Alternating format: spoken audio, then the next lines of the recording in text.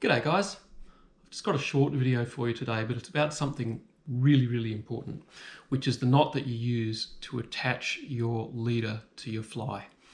Now, when I'm fishing for brim or most other saltwater species, 90% of the time I want to use a loop knot that gives the fly plenty of movement in the water.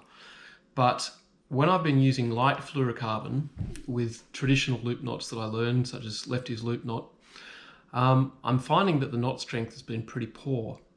So I did a little bit of research and I came across this knot. Now, this is not my knot. It is by a guy called Dave Chilton, who is a British coarse angler. And it's specifically designed to be a strong loop knot in light fluorocarbon leaders. I've been using this for about the last 6 months or so. And in the real world, what I can tell you is this.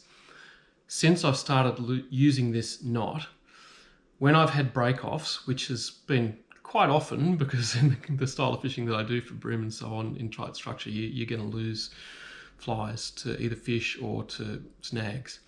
But when I've been getting break-offs, it hasn't been breaking at the loop knot anymore. It's either been breaking in the middle where the loop meets the eye of the fly, or it's been breaking at the leader join, the double uni knot, where I join to the thicker butt section of my leader. So that tells me that this loop knot is a lot stronger than what I was using before in this particular material. And it has three advantages basically over the other loop knots that I've learned. Firstly, it's easier. Secondly, it's faster. And thirdly, it's stronger. So this is a knot that's really worth learning. Now I'm going to show it to you. It's pretty simple, but you have to get the steps right. Okay, so here we go. We're going to go step by step. Step 1. Tie an overhand knot in your leader and leave the loop open a little bit like that. Step 2. Feed the line through the eye of your fly like that. Step 3. Now this is the important one. Normally in a loop knot you would go back through in the same direction that line comes out. But in this knot, we're going to come back through in the opposite direction. So if this line is coming out the top of the loop, when it goes to the fly there, then we're going to go through the bottom of the loop, underneath, like that. Pull some through, and then you're going to go around and through the loop a second time, like that. Now, next step, you're going to wet that knot. Stick it in your mouth, wet it. You can use the tag to pull the loop to the size that you want it. So get it nice and small.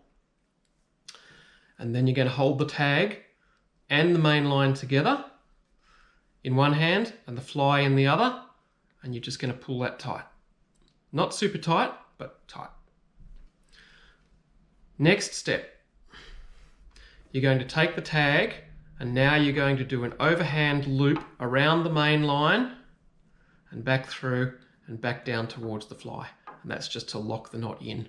Again, stick it in your mouth, wet the fly, pull the tag down to close that knot. Now the last step is you want to pull on all three directions of that to tighten the knot. So what I do is I put the tag in my mouth, I hold the main line, I hold the fly, and I pull in three directions, like that. So, that is the strongest loop knot that I have come across so far, especially when using light fluorocarbon, which seems to be very sensitive to knots. So give it a try. It's worked really well for me. Let me know if it works for you. I hope it does. Thanks guys. See you next time.